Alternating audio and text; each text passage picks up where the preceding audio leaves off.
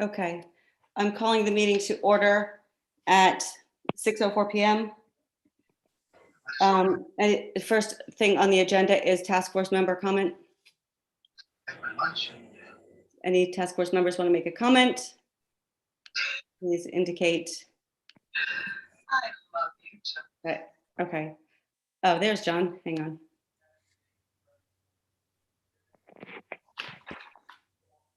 John Riley, if you're in, I just called for task force member comment. We are streaming live to YouTube also.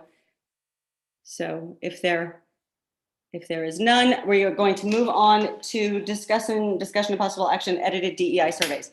So at the meeting last week, there were some changes suggested to the DEI surveys that were already approved by this committee. And so, oh, here's Darlene, she's also. So we made changes based on feedback from board members and also from members of the public. And so we have to reapprove them. So I'm going to share my screen, and then you can see what changes were made.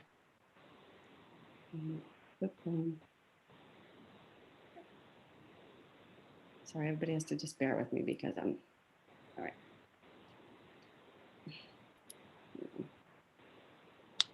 Changes, okay. Let me share my screen first. Share screen. Okay. Okay. So the changes that were made to the DEI surveys.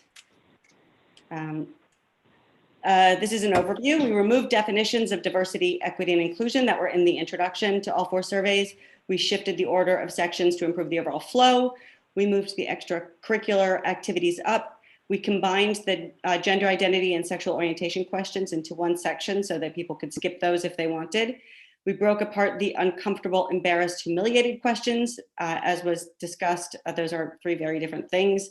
We renamed the headers to be more neutral and reworded a few questions to be more neutral, broadened the scope of the questions at the end of the survey to focus on inclusivity, deleted the demographics of who can I turn to for help, and deleted the are you treated differently question and rephrased the question about sharing your views in class.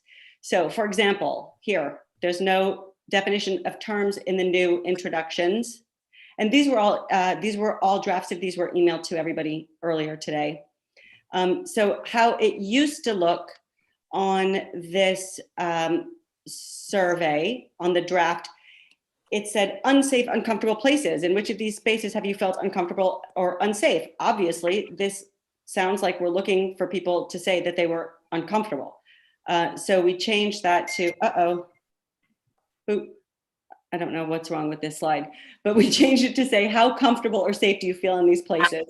I always feel comfortable. I frequently feel comfortable, rarely. So we led with the idea of people feeling comfortable. We removed the assumption of DEI topics being discussed in class. It used to say there are opportunities to talk about race, and then it said, when we talk about race in my classes, it's done in a way that makes me feel comfortable. Now we have it saying, if we talk about these things in class, I feel comfortable with the way that it's done. This is where we distinguish between uncomfortable, embarrassed, and humiliated, as was discussed at the last meeting. These are questions that were removed.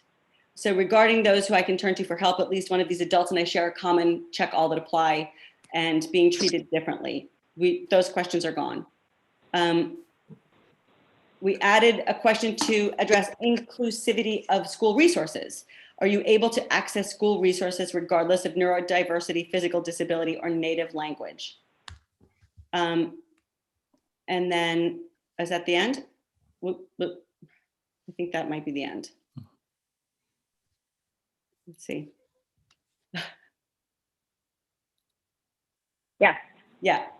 Okay, so I can leave this up here if people want, or if they have any discussion. But you all had the opportunity to review these earlier today with these changes. And just a couple quick, I think I just want to make sure people know. So the first 2 pages of what was sent out this morning, the first page is just an overview for folks reviewing the surveys to understand who created the surveys and from which third-party surveys, we pulled questions as a survey working group. So that very first page is not part of the actual survey that students will see. And then the second page is the equity and inclusion statement. So not, again, part of the surveys. So the surveys start on page 3 for both the work for the task force, for our boards, and then for the public. And number 2, we didn't make this change. This was already true of all surveys, but there had been some confusion about a glossary of terms around specifically the gender identity terms. That is not part of the survey. It was never part of the survey. And so it's not on this overview of changes slide, but I just wanted to clarify that it is not included in any of the drafts and is not in this most recent draft either. Right, and since we didn't make changes to the statement, we don't, and that was already approved by this committee, that we're not talking about that in this meeting. This is just to approve the changes to the surveys. Are there any other questions about it? Heather, I'd like to make a comment if I can. Mm-hmm. I just wanted to clarify really more for purposes for the public and for those who've been engaged or are starting to get engaged in our process.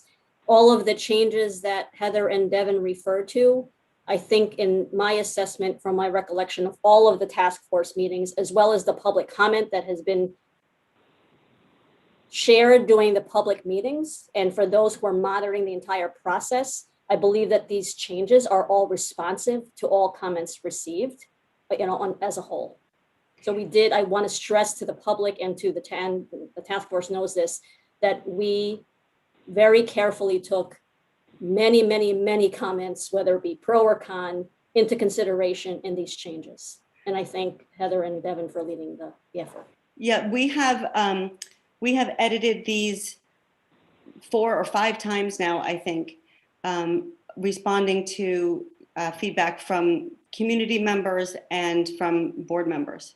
So. And we also factored in comments from people that don't even have children in the school system. So we did factor in all comments received. Absolutely. A lot of the questions that are on the survey came from things that we heard in public comments, concerns that people had that their children, if their children had a certain political perspective, would feel uncomfortable sharing that in class. So we have questions regarding that.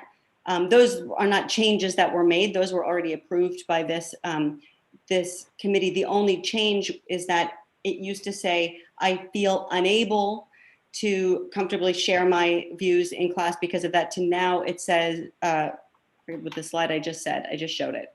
It now says,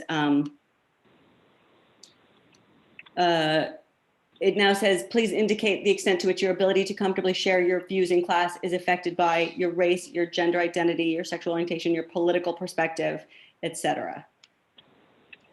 So that we want to make sure that everybody is supported and captured on this, and we are being as inclusive as we can.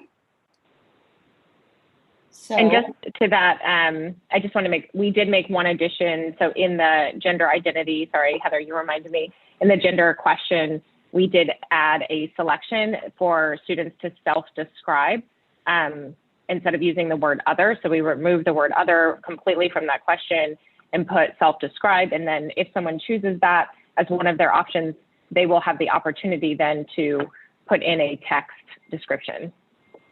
Yeah, and that's a response to people from in the community, and also task force members who are saying that they don't like having to write other for their child.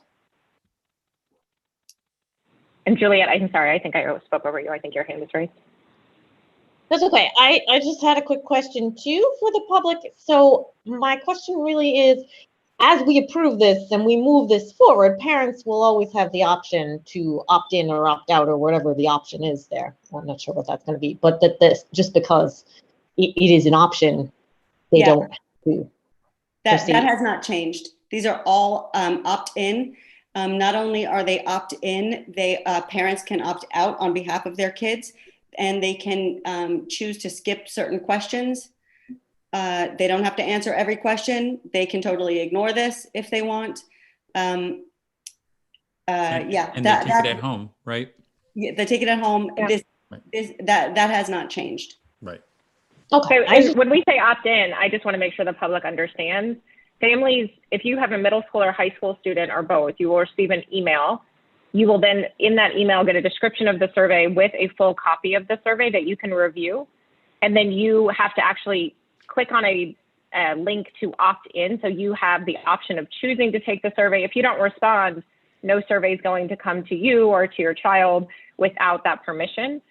So if you opt into that survey, then you will have a virtual survey that you can take how you see fit for your child. And you can then also skip questions or sections of the survey as again is best in the best interest of your family. Okay, was there any other questions or? Can I just raise Yeah, a point that came up when I was having a conversation with John earlier this week? Just that one factor I don't see taken into account just in terms of being able to assess the data, think about different situations is that we don't have any indication of how the student has participated in school. And if we're looking to assess a student's experience in school with peers, teachers, et cetera, we have kids that have been home all year. We have kids that have been in and out of the building. The high school exposure, like the in-person time at the high school has been different than the middle school, has been different than the elementary school. I just didn't know if the committee thought it would be valuable to, as kind of part of that demographic information in the beginning, to figure out where kids have been all year. Because if they're going to give us specifics or we're getting data about, or even faculty, for that matter, people have been, this hasn't been a typical year in terms of the amount of time present in school. that's a good point. Yeah. So that would be a real easy fix to put in the past year. Were you cohort C? Primarily. Were you hybrid? Right. Were you fully in? Right. So if we added, we can easily add that question. We could. I wonder if the school climate survey, which is an annual survey, was changed in any way this spring, given this unusual year. Darlene, can you speak to that? Yeah, we did not change it to reflect where they've been as far as cohort C or in person. So we did not take that into account. I do think but I do think that it's something that should be captured because it can inform how we interpret some of this data. Although it won't exactly give us a good metric going forward next year to compare that with. Hopefully, fingers crossed. I wonder if it might be worthwhile then, rather than having the survey respondents think about only this year as the sort of the source of their reflection. Since the students involved would all be of at least middle school age, that they could be thinking back to their school experience, not limited to this year. And that might be useful. I'm not suggesting not asking them in what way they participated, but I wouldn't want students to limit their experiences to, just the last few months. That could be Just thinking about questions where you're specifically asking about trends. Has it increased? Has it decreased? Has it stayed the same? You're asking faculty to respond to, have you seen this occur more than once? And if you have, or students, we're asking them to talk about their experience. And I would think certainly they could have events from the past that are troubling or that we want to hear about. But for most kids, I think they're kind of in the moment, just for young people. I don't know.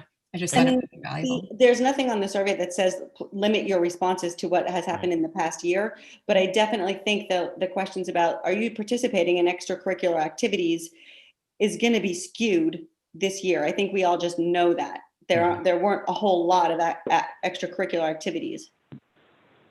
But I do think my understanding of and go ahead, sorry. No, I was going to say the vast majority of kids are in school full time now, right?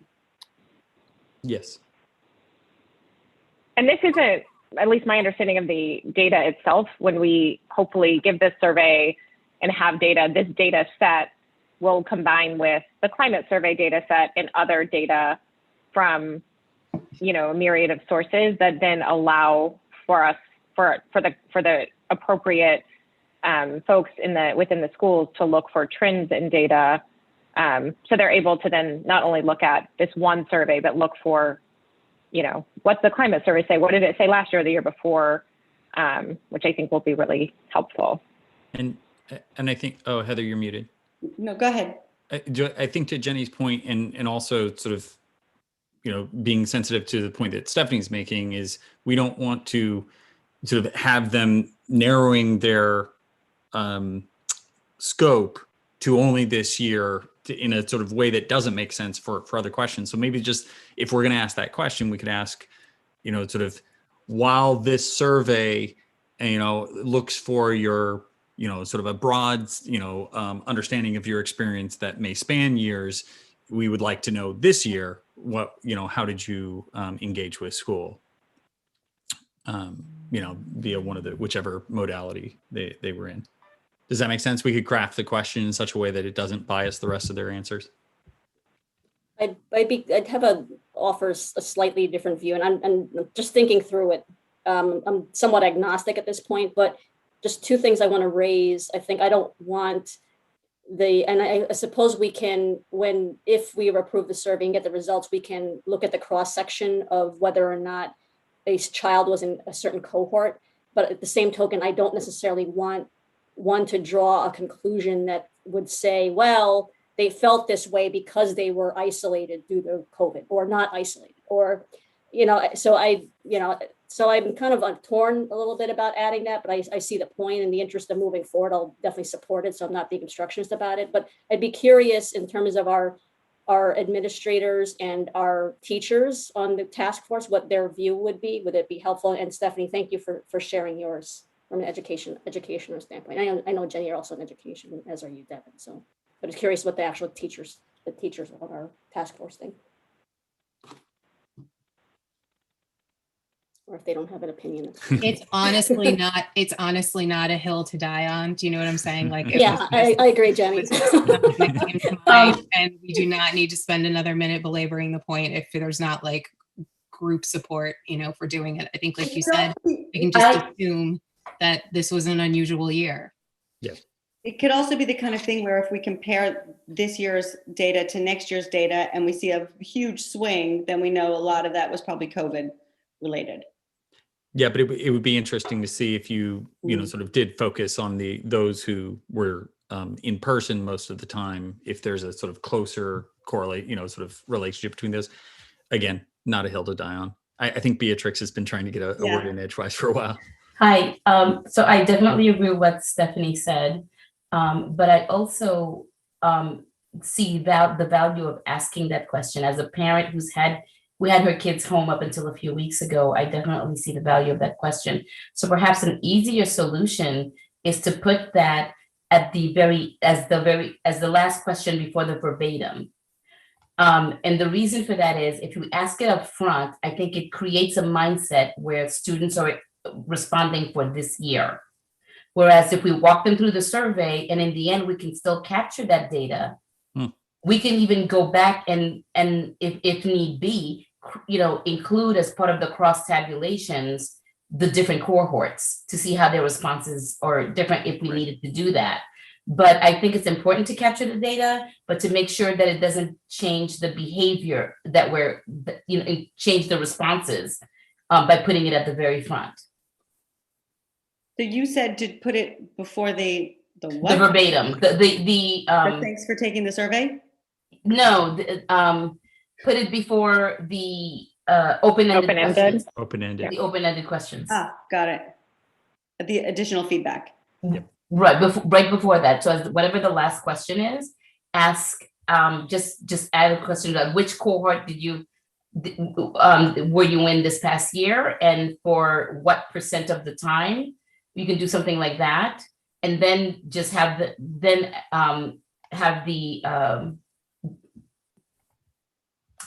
essay part follow. Yeah, I think that's a great idea. So I like having those questions at the end. So Beatrix, I was unmuting to say exactly the same thing. I actually would recommend that we don't specifically ask the cohort, because I think that because cohorts are defined by last name, it could feel like a student that it is potentially identifiable. So I mean, I think that it's fine to say, you know, I don't know how you want to ask it. Were you mostly a part of cohort C, or were you mostly learning in person throughout the school year? Or even maybe even make that sort of a Likert scale, right? But I think that specifically asking if you were cohort A or B, a student might think, well, that coupled with other identifiable information or other demographic information, people could zero in on who it is responding. We could just phrase it and say, in the 2020-2021 school year, were you mostly a student at home, or in person, or a combination? Yep. That's And very helpful. so were there any other comments from the task force members about these changes to the survey? Yeah, Jenny. Jenny's flagging us down. She can't unmute. That's for some weird. reason. Sorry. Oh. Yep, you should be able to do that now. Thank you. Sorry for all the hand signals. Rydell stole the same thing. Beatrix, that's an amazing idea. And I was going to say, take it even a step further. You don't want it in the beginning and have kids think that their feedback is actually going to be considered differently depending on the cohort they were in. Mhm. Okay, is there any other committee member comments on this? So I guess I'm looking for a motion to approve the changes, including the added question in the 2020-2021 school year, were you a student mostly at home, in person, or a combination of the two? So moved, Cheryl. Cheryl? Second. Devin? Oh my God, do I have to call the question? I don't even know who the, Heather, just to clarify for the record, the motion is to approve, were the changes only made to the student survey? no, the changes No. were made to all 4 surveys, that everyone received all 4 surveys earlier. Okay, I'm gonna just make sure that we're capturing it for the record, that all 4 are amended and the student is amended in addition to add a question at the end that you stated. Well, we could put that on And to the, recommend them to the 3 board. we could put that on the parent one also, because that might affect how parents experience this year if their kids were at home all the time. Right, Beatrix? Yes. I just have a quick question. I'm just thinking in terms of my classroom, like I have a student that just started within the last 2 weeks. So what would they then respond with? Would it be a combination of both, or would it be mostly at home? I would think it would be mostly at home, but there's also the additional feedback section that they could put notes if they wanted. Okay. Right. And that would be, Alyssa, if your students were at a grade level where they would be taking the survey. Right.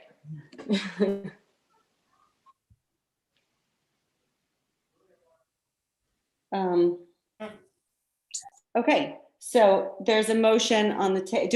Do I have to call the question, Chris? There should be discussion first, no? Oh yeah, discussion. Any discussion, additional discussion. Thanks, Jenny. Can you clarify the motion? Is it just to accept that addition, or is this to adopt the surveys as they are with these changes? To approve the edited surveys with the additional change, asking a question about, including the question about in school versus studying at home. I think the word I'm stuck on is approve. It's recommend to Recommend. the tri-boards, Yeah, basically. it's us recommending. Even recommend, because I would not recommend the surveys as they are. I think we've made significant progress, and I think the changes and the edits that you guys have done in the last few days are like nothing short of heroic.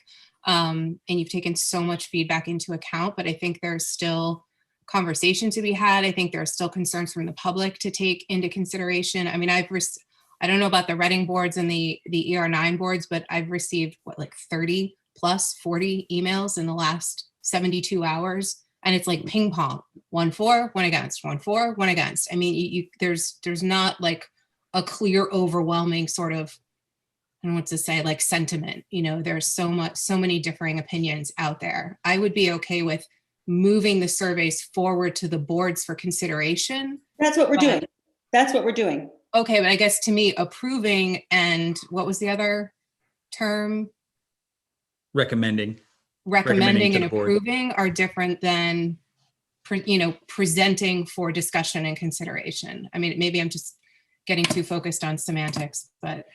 I'd like to make a comment, and I'm happy to amend the motion. Again, just for the public record, and we did get comments, we meaning the various boards have been receiving comments from the public, and thank you everyone for your engagement.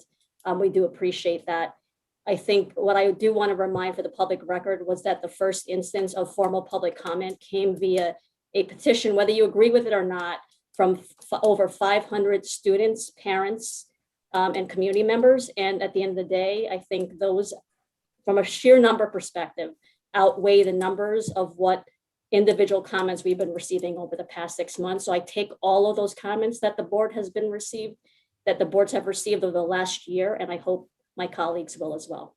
I would like to amend my motion to advance the surveys, the parent, student, middle school, high school survey as amended and presented to the task force for the consideration of the Eastern region, Eastern Reading and Region 9 boards for discussion at today's board meeting, with the amendments reviewed as well as the additional question added.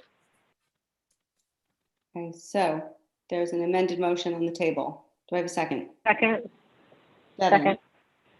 Any additional comment? No.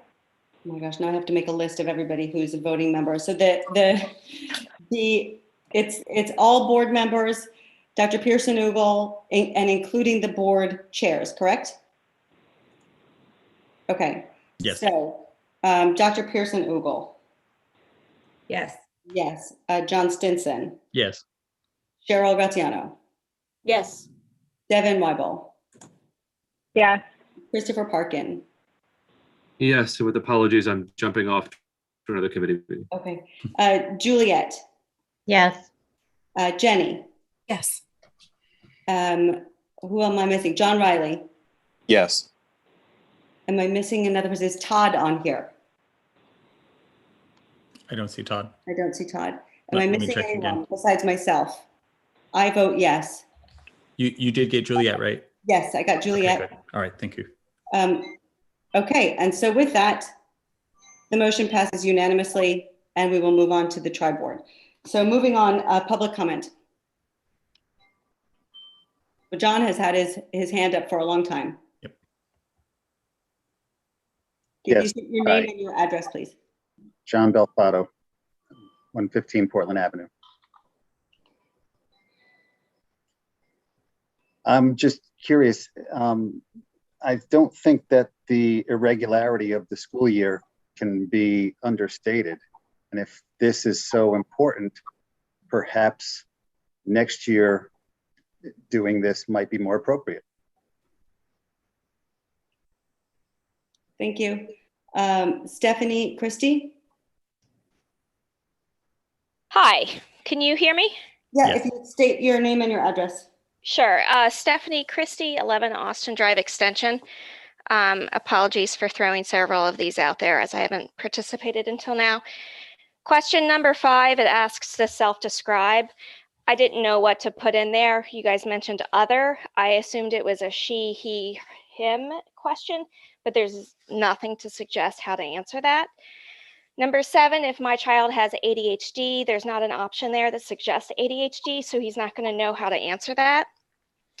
I found the questions for number 9 to be leading. You can feel safe but not included, so I thought they were a little directional. Number 10 did not give an opportunity to elaborate.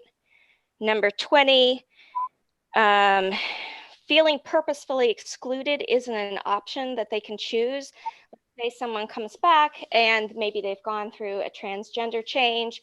They could be sitting alone by themselves, but they may not be actually bullied. So that might be something that you could add as a category to choose from. Number 28, you mentioned, do the teachers provide resources that reflect, I think it was your gender. I was just curious why you don't use the word curriculum in that statement and just resources. I do note that you could incorporate materials that aren't actually yet part of the curriculum, so maybe that was why you did it. Number 30, does the administration enforce its own rules? Because it asks about whether or not there's a distinction between our different types of kids disciplined differently. But I happen to know that they don't actually enforce their own rules. And that's a good one to answer because that reveals a gap in how they execute. Number 31, who to go to for help. So my background is having to interpret some of these results for the ERCC before, and I was really surprised by a very narrow group of people that the kids felt comfortable talking to. And I think that's an important factor in this, is like, who do you feel comfortable talking to? Because if you don't feel comfortable talking to the administrators or the police or the people at the front office, and there's only just specific teachers, then that's important to know too. Last one, number 34, some way where they can indicate if you're already asking them how they self-identify sexually and gender and race, can you give them the option to say, who do you think are accepted in this school? Versus just, I forget the rest of that question, but giving them the option to say, I think these people are accepted, but these people aren't. So that's the end of my feedback. Thank you. Thank you so much, Dana.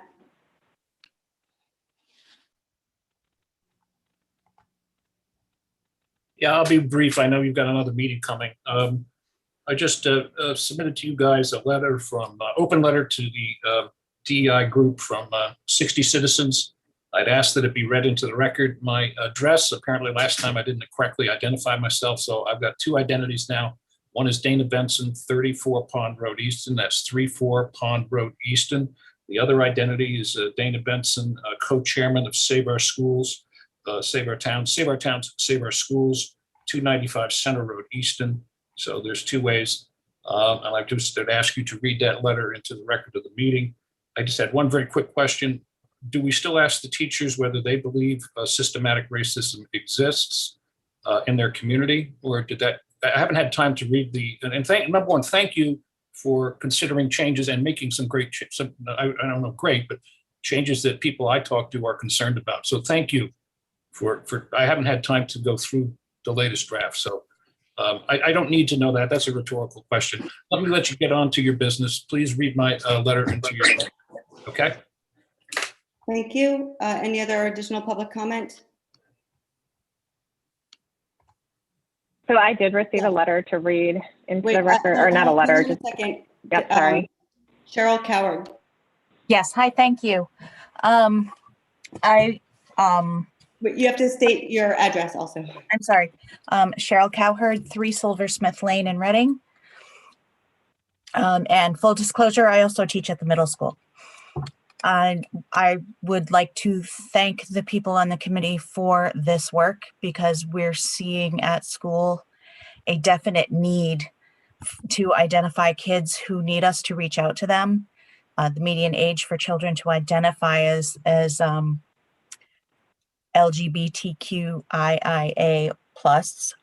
is now 12 years old, and giving the children the knowledge that the adults around them understand that these things may be happening to them and that they may need the support is huge. Having started a Rainbow Club this year, we have already nearly 20 members, and I was on deck for this for about 5 years, literally waiting for a child to ask for support. And one did, and we're up, and it's been glorious seeing the support these children give each other. So I want to thank you guys for furthering this work. Thank you. Devin, you were. Sorry, somebody sent a comment and then asked that it be read. Jennifer Rubin, 25 Knapp Street. Says, dear members of the Board of Education, thank you for your service and enormous amount of time being put into agonizing about what is best for our children. It's a task that I don't envy, but appreciate immensely. I am writing to you now to express my support of the DEI task force and the drafted surveys being reviewed. I feel that the DEI work helps protect and give a voice to those that need it. It also creates an awareness that groups in our community need a voice and need to feel safe. Working with the educators in our community to make sure that their curriculum includes diversity, equity, and inclusion ensures that our students become the best people that they can be, and everything we should do should be about the children. Their happiness, feeling of well-being and safety creates an optimal learning environment. I have 2 children in 2nd grade at SSES and 1 in 9th at JBHS. The DEI task force focus on social and emotional learning is paramount to helping them return to the pre-pandemic life at school. Resources in helping all the children in our district return to this need to be addressed. I've reviewed the draft Diversity, Inclusion, and Equity Task Force Middle School Student Survey, the draft Diversity, Inclusion, and Equity Task Force Student Survey, and the draft Diversity, Inclusion, and Equity Task Force Parent Guardian Survey. I feel the questions are relevant and necessary, that they are respectful of each of their respective audiences' level of understanding. There's nothing contained in the surveys I would wish to change, exclude, or add to. Thank you to the authors with what is obviously a huge task. Did you say who that's from and their address? Jennifer Rubin, 25 Knapp Street, Easton. Okay, R. Nelson, 189. Unmute. Okay, hi, can you hear me? Hi, my name is Laura Nelson of 3 Deer Hill Road in Reading. Thank you guys for all discussing this issue at hand. Although there's a lot of positive feedback right now on your meeting, I would like to express my exact opposite of this survey, and meaning that I don't support this survey going out to our kids. I have 2 kids right now in the Reading school system. And I understand that you guys have talked about this in the past for the last 6 months. However, people such as myself that have been living in this COVID environment have not been really privy to all of your meeting notes. I know they're online, but again, there's multiple things happening in our world today. So this is the first time I'm hearing of it.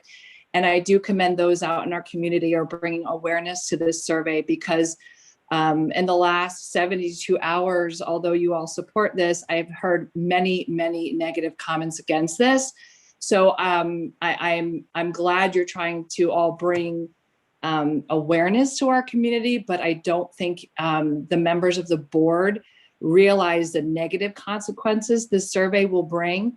So again, there's several of us out here just hearing about this survey now. So I would appreciate any communication moving forward, be, either posted in, Hello Reading or some sort of means of communication that is happening, because I am not a supporter of it, and nor is my husband. And we tend to be very, very vocal about it moving forward. Thank you. Thank you. Daisy?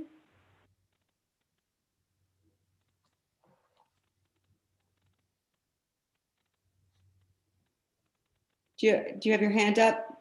You want to unmute if you have a comment?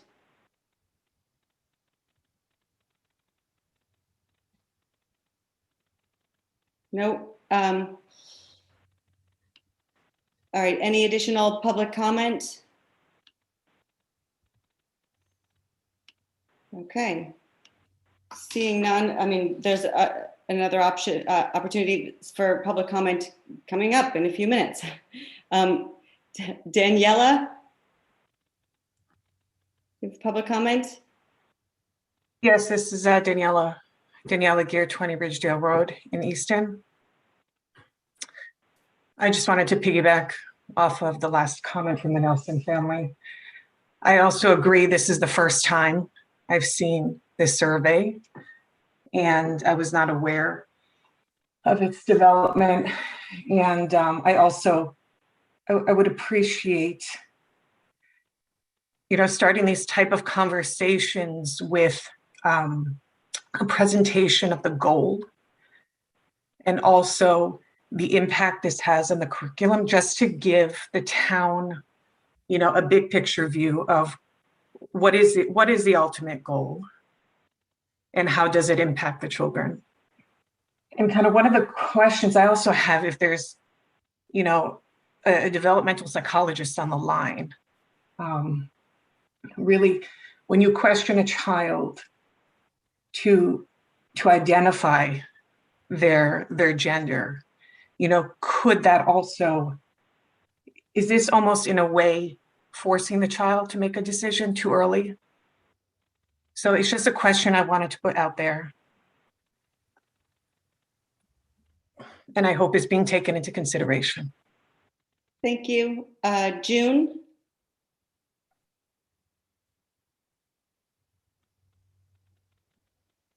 June? Can you hear me? Yep. Okay. I kind of want to echo the same sentiment. State your address, please. Oh, I'm sorry. June Logie, 140 Rock House Road, Easton, Connecticut. I just wanted to echo the same sentiments as the last two. I want to identify that it was referred to that there was a 500 person signatures that went to either DEI or to the board that was, sort of promoting this or moving this forward in a direction. But a lot of people don't have an awareness of what is going on and why this is being done. And I think what would help would be to clarify why you're actually doing this survey and where this information goes and who gets this information and how it's combed out, because those are serious concerns that parents have. And there's a lot of parents that are afraid to speak out for fear of retribution, because if you've taken a look at social media, there is some serious retribution going on. So this kind of breeds what's going on, turning in your neighbor, making really negative connotations about what's going on in our climate, in our schools, and in our community. And we need to really take a look at that, because that's pretty serious. And we need to do this as a community and do it together. And so the more information and the more transparency about why we do things, where these things go, this is very sacred, protected information about children that you're asking them. And you really need to make the parent and the child feel secure. And I don't think that you've done that yet.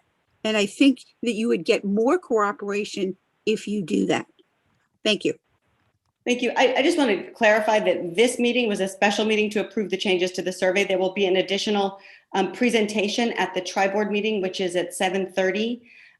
So this meeting was not supposed to be an introduction to the surveys. It was for the committee members to approve the changes that were made. There is a food services committee meeting in 12 minutes that I'm supposed to be on also. I hope I get this much participation at that. No. Thank you, though. Thank you. So now, A. Bonoff.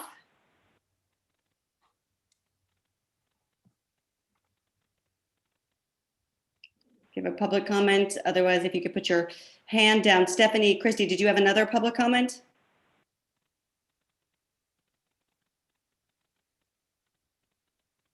You're muted.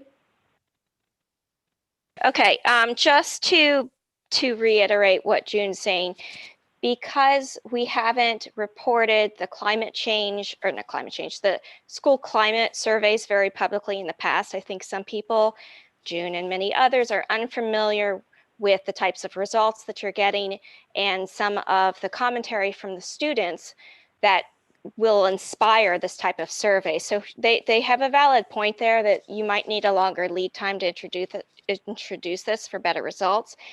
The other thing that I was curious about is why the inclusion statement is at the beginning of the survey and how that is relevant to the survey.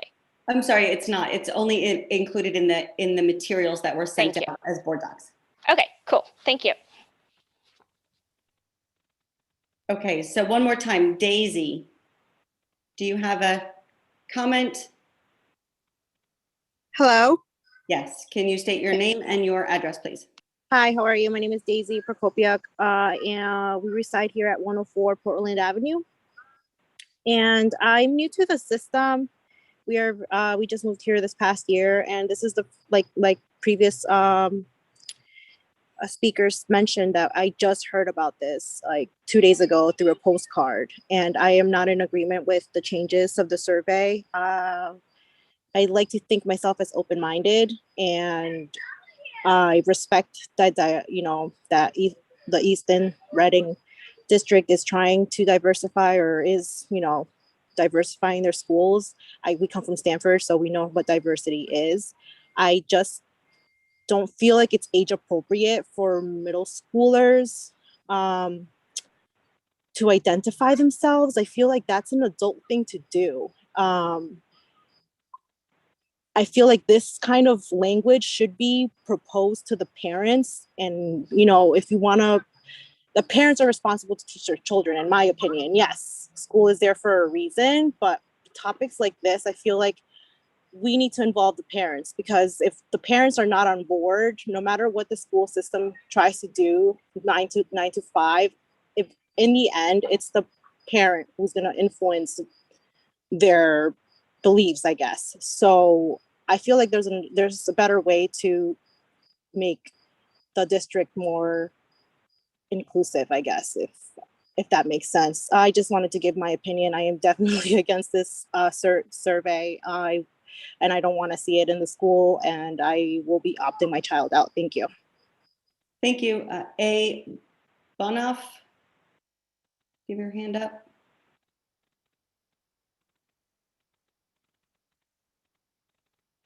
Do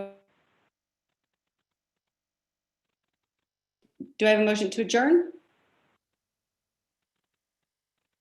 From anyone? So Motion moved. to adjourn. John, Devin, any objection? Absent any objection, I'm calling the meeting adjourned at 6:52. I will see all of you in a few minutes. Thanks, everyone.